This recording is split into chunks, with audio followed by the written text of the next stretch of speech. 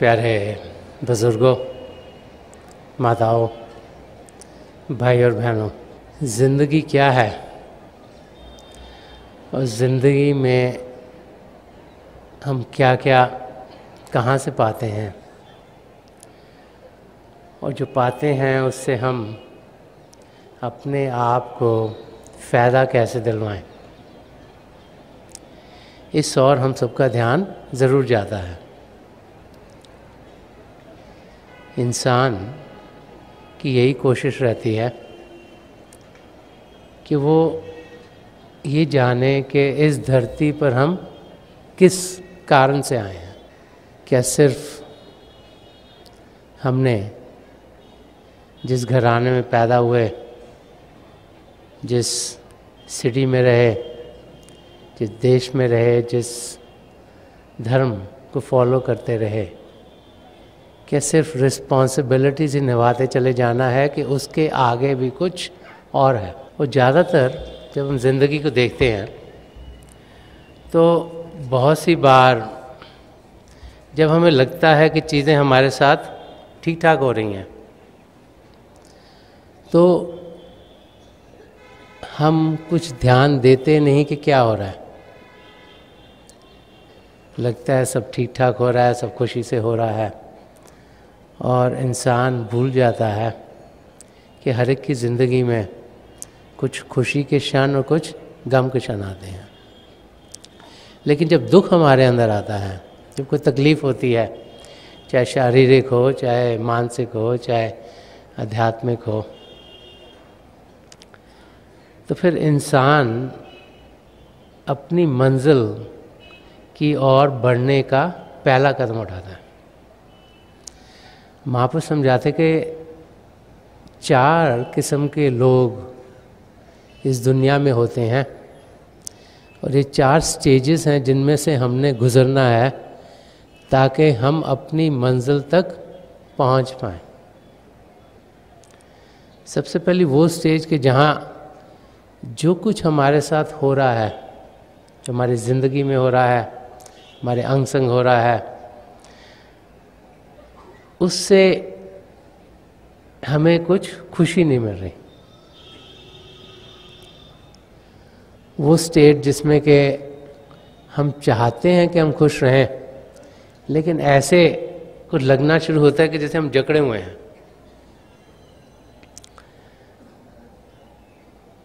कि जहाँ से खुशी पाने की कोशिश करते हैं वहाँ से मिल नहीं रही, और फिर हमारे अंदर वो सवाल उठने शुरू हो जाते हैं कि खुशी कहाँ से पाएं।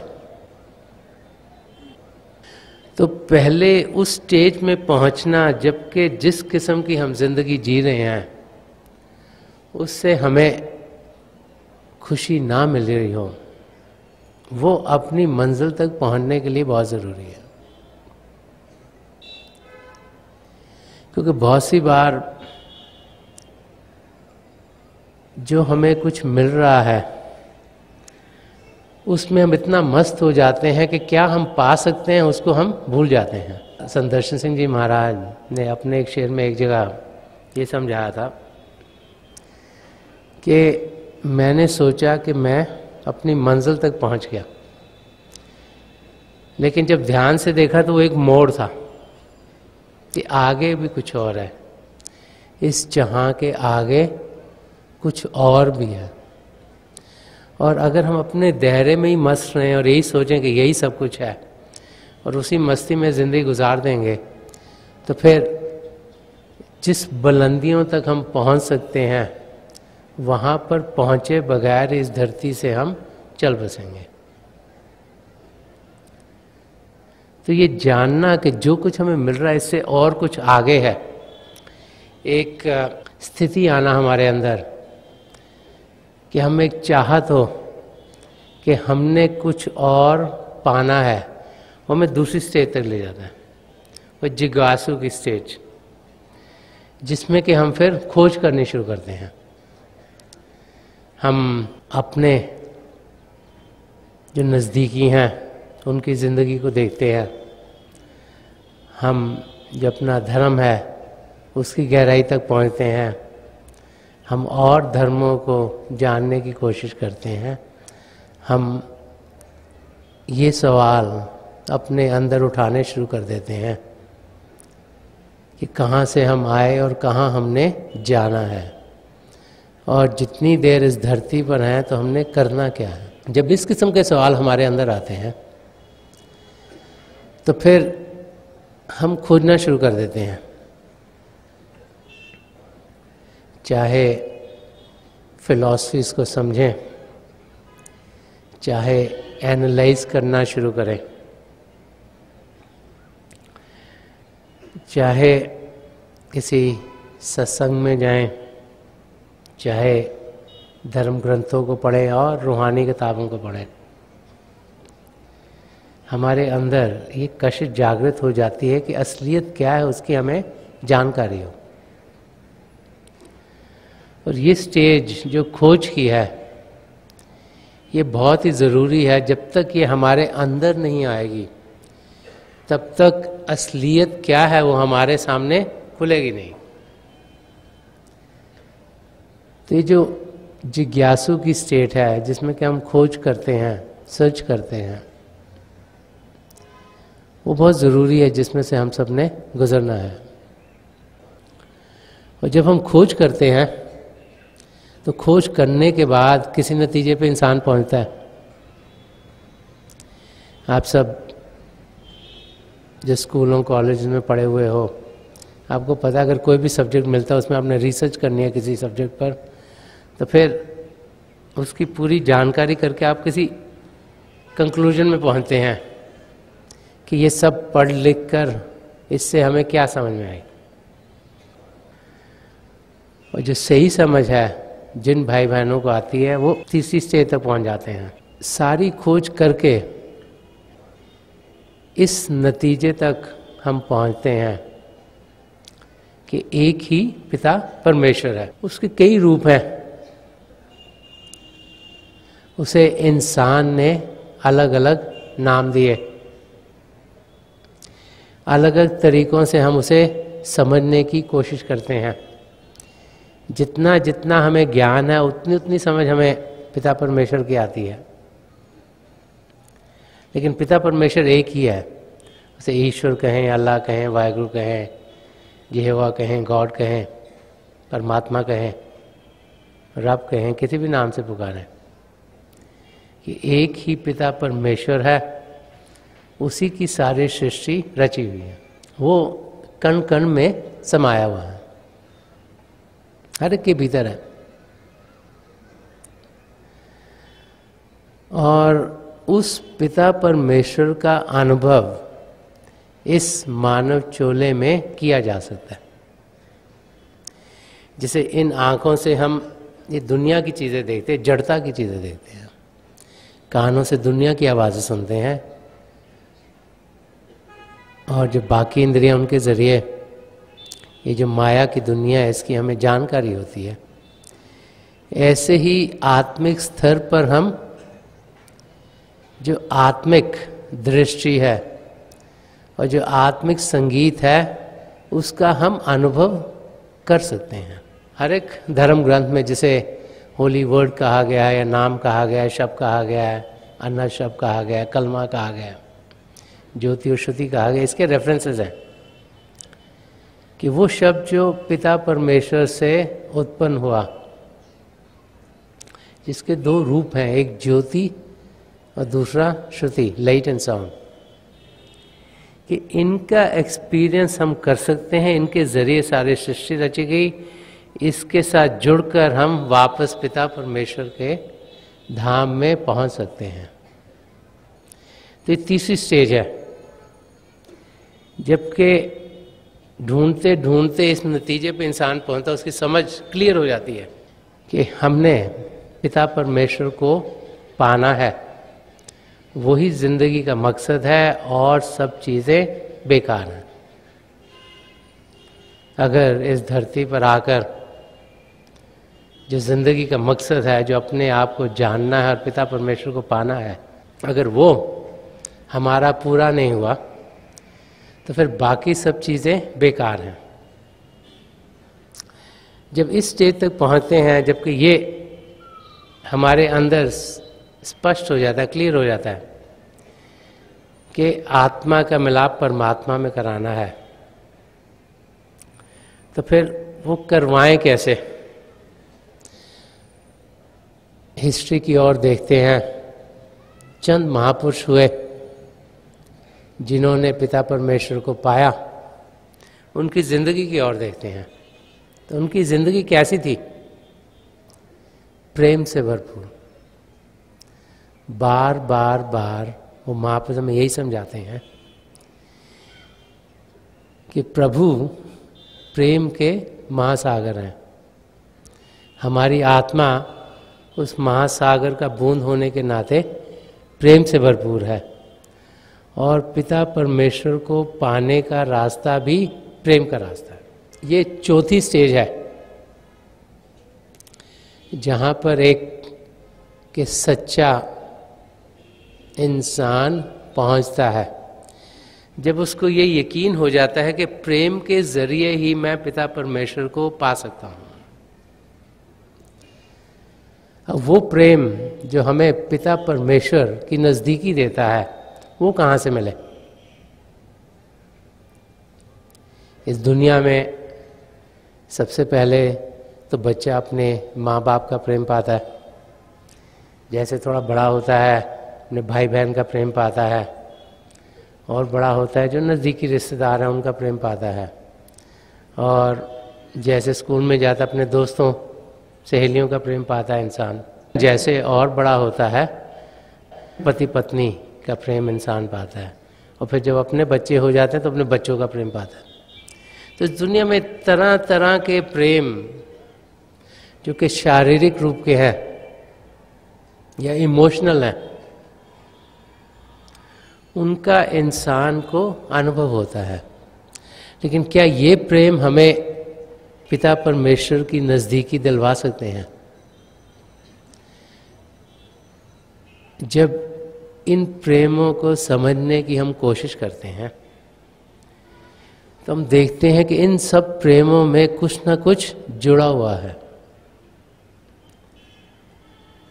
एक दूसरे में कुछ ना कुछ थोड़ा बहुत लेन देन है। और फिर जहाँ पर लेन देन होगा वहाँ पर एक व्यापार शुरू हो जाएगा। कुछ मैंने दिया, कुछ इसके लिए मुझे वापस चाहिए, कुछ मैंने किया इसके लिए मेरे लिए कोई और कुछ करे। और जहाँ पर व्यापार शुरू हो गया वहाँ पर फिर इंसान कुछ अपने लिए पाता नहीं, कीमत लगाता है किसी चीज़ की। इस चीज़ की ये कीमत है, इतनी कीमत चुकाएंगे तो ये मिलेगा।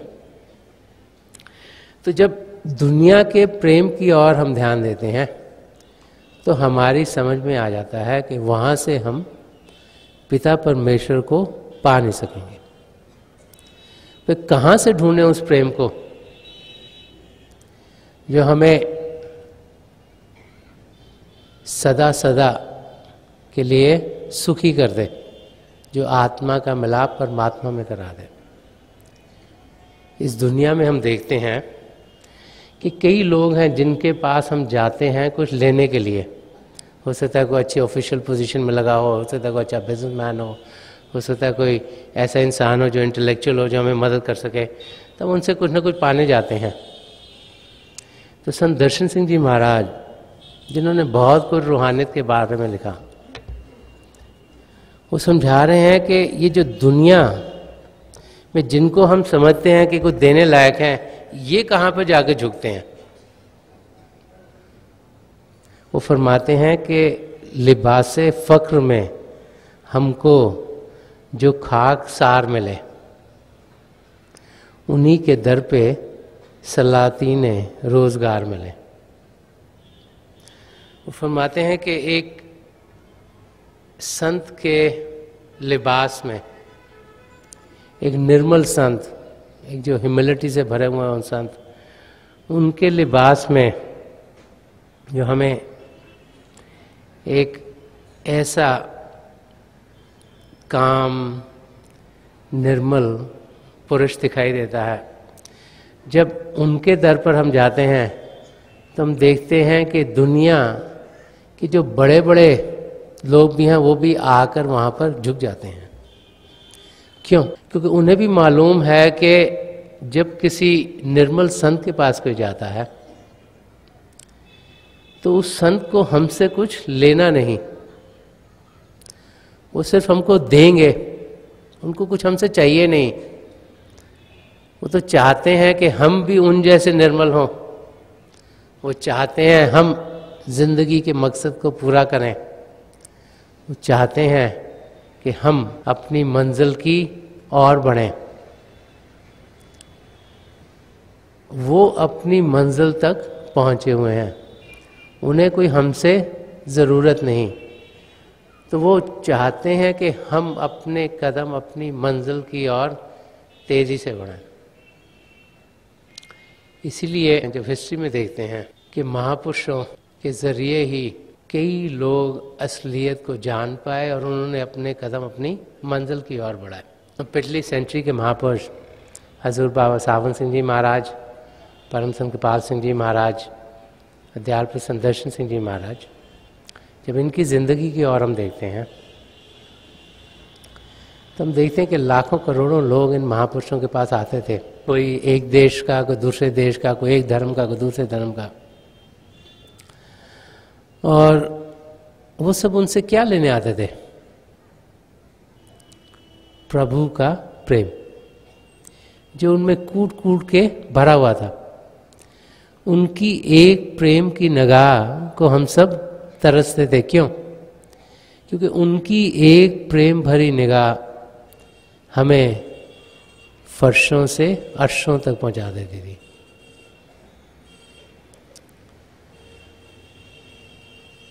वो चाहते थे कि हम प्रभु के प्रेम का अनुभव करें और बार बार सत्संगों के ज़रिए, नामदान के ज़रिए, दर्शनों के ज़रिए, अभ्यास कराने के ज़रिए वो हमें अपनी मंजिल की ओर तेज़ी से बढ़ाते चले जाते। जब हिस्ट्री में देखते हैं तो कई महापुरुष आए, तरह तरह के लिबास में थे। जो संतमत का रास्ता है ये हमें समझाता है कि simple living and high thinking, जैसे संत कृपाल सिंह जी महाराज बहुत बड़ी फरमाते थे। लेकिन ये हमें ये नहीं समझाता कि हम जिस किस्म की जिंदगी जी रहे हैं उसको हम छोड़ दें।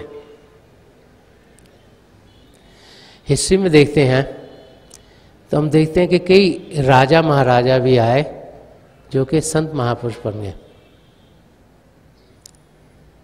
ये रास्ता में ये नहीं समझाता कि हमने अगर पिता परमेश्वर को पाना है तो हम घर बार छोड़कर कहीं पहाड़ी पर जाकर बैठ जाएं। रास्ता में समझाता है कि हम जहाँ भी रहते हैं हम पिता परमेश्वर को पा सकते हैं। संदर्शन सिंह जी महाराज जिन्होंने बहुत से महापुरुष जो आ चुके उनके बारे में लिखा है, दो एग्जाम्पल्स जो उन्होंने जिनके बारे में लिखा वो मैं आपके सामने रखना चाहूँगा। एक है भगवान महावीर, दूसरे महात्मा बुद्ध। ये दोनों राजघरानों से थे। इन दोनों के अंदर एक जागृति हुई कि जिंदगी का कुछ मकसद है। उन्होंने खोज की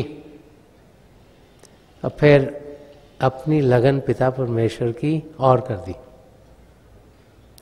उनकी टीचिंग्स देखें तो उनकी टीचिंग्स अहिंसा की टीचिंग्स हैं, कंपैशन की टीचिंग्स हैं, नम्रता की टीचिंग्स हैं। संदर्शन सिंह जी महाराज ने भगवान महावीर के बारे में फरमाते हैं, दवा जिंदगी की बताते हैं वीर। महावीर को वीर करके बुलाया उन्होंने कि दवा जिंदगी की बताते हैं वीर, अहिंसा का रास्ता सिखाते हैं वीर। भगवान महावीर यही समझाते थे कि अगर अपने मकसद तक पहुंचना है तो अहिंसा का रास्ता अपनाना बहुत ज़रूरी है। इसीलिए जो संतमत का रास्ते में एक शाकाहारी जीवन होना, एक वेजिटेरियन वे ऑफ लाइफ पे बहुत जोर दिया गया है कि किसी चीज़ की भी हिंसा ना हो। इसलिए हम जैन ट्रेडिशन में देखते हैं कि उसमें जो उनके सन्यासी हैं वो मुंह पर एक कपड़ा लगाते हैं ताकि हवा में भी जो कीटाणु हैं उनके मुंह के ज़रिए उनको कोई ठेस ना पहुंचे। तो फरमा रहे हैं कि दवा जिंदगी की बताते हैं वीर, अहिंसा का रास्ता दिखाते हैं वीर, जियो और जीने दो संसार को, मोहब्बत की बातें सिखाते हैं वीर। कि भगवान महावीर यही चाहते थे कि प्यार मोहब्बत से इंसान जिए, एक दूसरे के बीच में प्यार भरे और उस प्यार को प्रैक्टिकल एस्पेक्ट में डालने के लिए उन्होंने अहिंसा का रास्ता समझाया। जिससे भी हम प्यार करेंगे उसे हम कोई दुख दर्द नहीं पहुंचाएंगे, और हिंसा करना तो किसी को बहुत दर्द पहुंचाना है, उनकी ज़िंदगी ले लेना है। ये हमारे हक में नहीं कि हम किसकी ज़िंदगी लें। पिता परमेश्वर ने ज़िंदगी दी है, उनके हक में है कि जितनी जितनी जिसकी उन्होंने लिखी उस लिहाज से कैसे कैसे किसी ने जाना है, जैसे पिता परमेश्वर ने लिखा वैसे ही हमारी ज़िंदगी में होना चाहिए, क्योंकि ज़िंदगी उनकी देन है और उनकी देन है, इसलिए उन्हीं का हक है उस पर। हम में से किसी का हक नहीं कि हम किसी की हिंसा करें। इसीलिए भगवान महावीर का जो अहिंसा का मैसेज है वो कई लोगों के दिल में घर करता है। संदर्शन सिंह जी महाराज ने महात्मा बुद्ध के बारे में ये फरमाते हैं कि एक एक जर्रे के सीने में धड़कता है दिल। जब उन्होंने महात्मा बुद्ध की टीचिंग समझाई तो यही लिखा कि एक एक जर्रे के सीने में धड़कता है दिल, सांस लेती है फजा, खाक भी जान रखती है। देखिए हर एक पार्टिकल में प्रभु बस रहे हैं। वो कहते हैं कि जब हवा भी सांस लेती है तो भी उसमें जान है, कि हर एक चीज में जान है, कि कदम आहिस्ता उठाओ कि ना दिल दुख जाए। कि जब जिंदगी में से गुजर रहे हैं तो बड़े आराम से गुजरें, क्योंकि कोई लफ्ज़ हमसे निकला जिसने किसका दिल तोड़ दिया, कुछ ऐसा कार्य हो गया जिससे किसी को तकलीफ हो गई, तो तकलीफ वापस नहीं आ सकती, चाहे जाने अनजाने में हो गई हो। लेकिन एक बार ही किसी को हमने दुख दर्द दे दिया तो वो निकलता नहीं वहाँ से।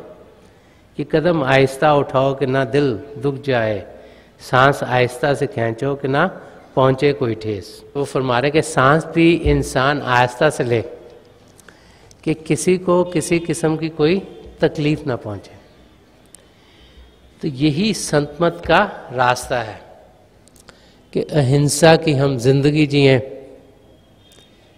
कंपैशन से रहें, हमारे अंदर सबके लिए दुख दर्द हो। क्यों? क्योंकि हम जानते हैं कि हर एक के अंदर पिता परमेश्वर है, और जब भी हम किसी से इंटरैक्ट करें तो ऐसे करें जैसे कि हम पिता परमेश्वर से कर रहे हों। जब हम मंदिरों में जाते हैं, गुरुद्वारों में जाते हैं, मस्जिद में जाते हैं, गिरजे में जाते हैं, तो बड़े आराम से वहाँ पे सब कुछ करते हैं। वहाँ पे जाके किसी लड़ाई नहीं करते, किसी ऊंच नीच नहीं करते। क्यों? तो हमें लगता है कि परमात्मा वहाँ पर है। ऐसे ही जब भी हम किसी से मिलें, हमारी यही कोशिश हो कि हम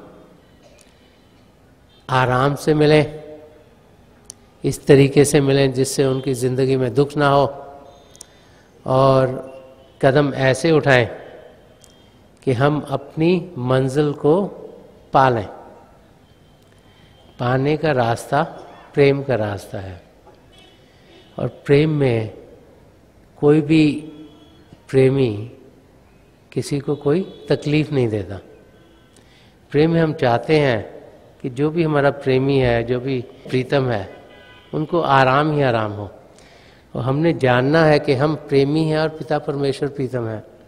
हमने उनसे जाकर मिलना है और खुशी खुशी अपनी मंजिल की ओर हमने बढ़ना है। तो एक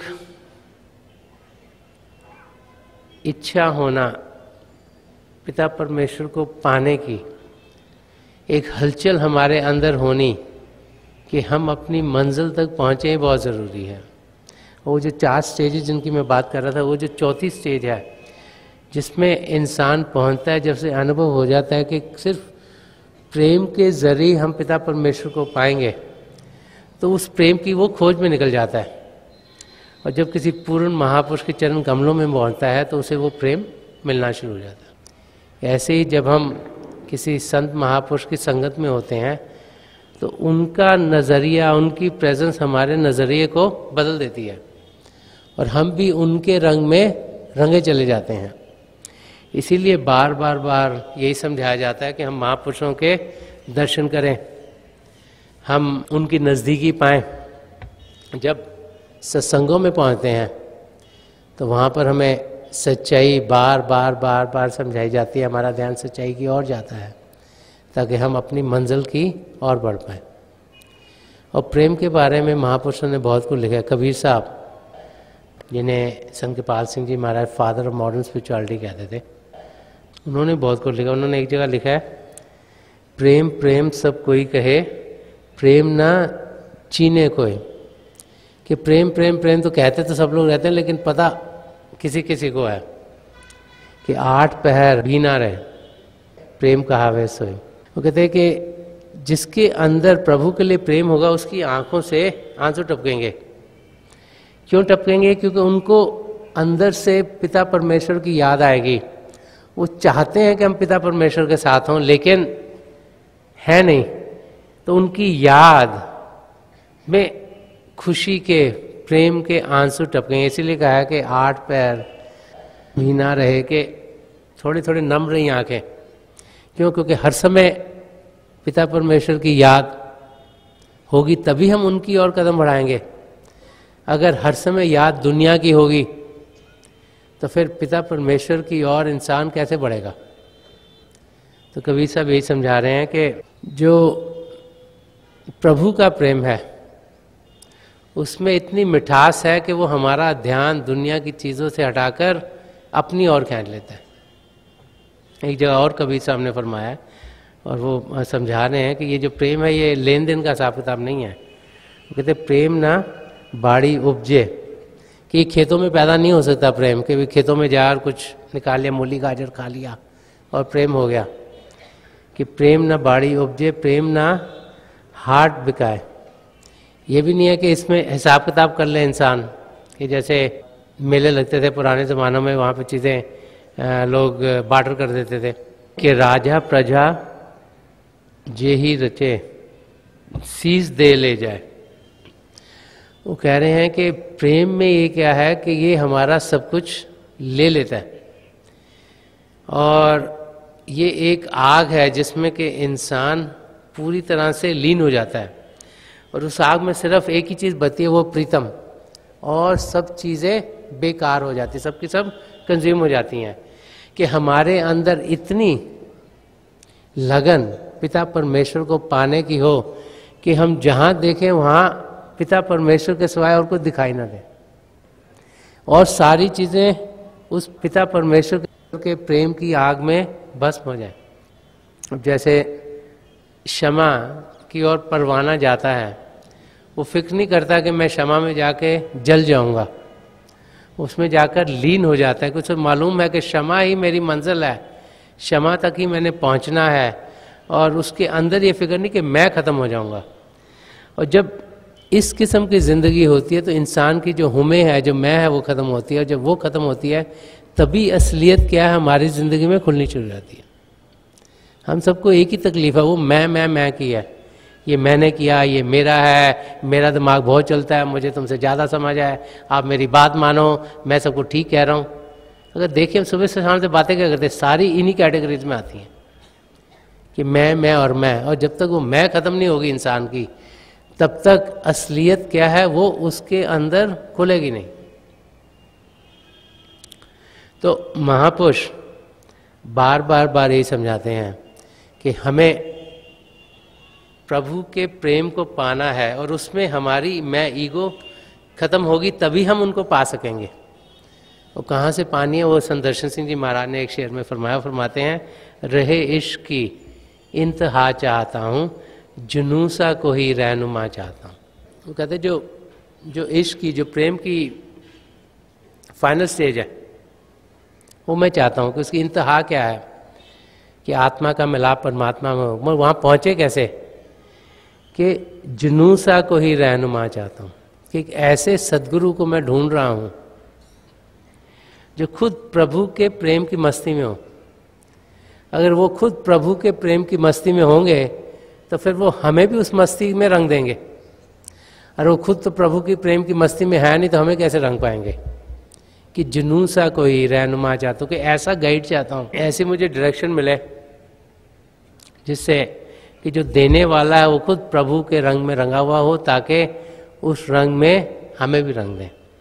तो आज के दिन जबकि हम सब यहाँ इकट्ठे हुए हैं, मेरी पिता परमेश्वर के चरण कमलों में जो पिछली सेंचुरी के महापुरुष हैं, हजूर बाबा सावन सिंह जी महाराज, परम संत कृपाल सिंह जी महाराज, दयालपुर संदर्शन सिंह जी महाराज, उनके चरण कमलों में यही प्रार्थना है कि हम सबके अंदर वो प्रभु के प्रेम को जागृत करें।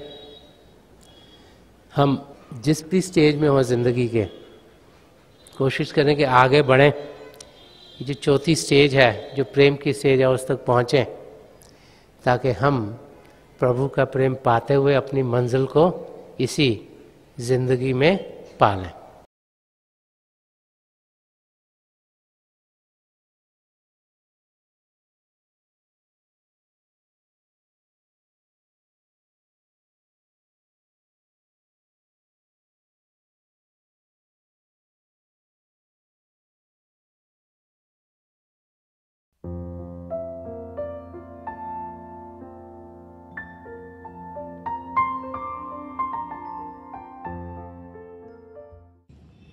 तो थोड़ी देर के लिए हम सब अभ्यास के लिए बैठ जाएं। आप जहाँ भी बैठे हैं आराम से बैठिएगा, अपनी आंखें बंद कर लीजिएगा। जो आंखों के डेले आई बोलते हैं सीधे सामने होने चाहिए, जैसे 8-10 इंच आपके सामने फोकस हो। आंखें बंद करते वो भाई बहन जिन्हें नाम की देन मिली है, आप सिमरन कीजिएगा। जो भाई बहन नए हैं, आप पिता परमेश्वर के किसी भी जाति नाम का जाप कीजिएगा। जाप मन ही मन करना है, ऊंचा नहीं दोहराना। जो कुछ आपके सामने दिखता है बड़े ध्यान से देखिएगा, और बहुत से नज़ारे आपके लिए खुलने शुरू हो जाएंगे। मेरी हजूर बाबा सावन सिंह जी महाराज, परम संत कृपाल सिंह जी महाराज और दयालपुर संदर्शन सिंह जी महाराज की चरण कमलों में यही प्रार्थना है कि जो जो हम सब के लिए बेहतर हो, ये महापुरुष हमें दें, हमें सबके साथ जोड़ें और हमारे भीतर प्रभु की ज्योत के हमें दर्शन करवाएं। थोड़ी देर में मैं आपको इस बैठक से उठाऊंगा और मेरी शुभकामनाएं आप सबके साथ हैं।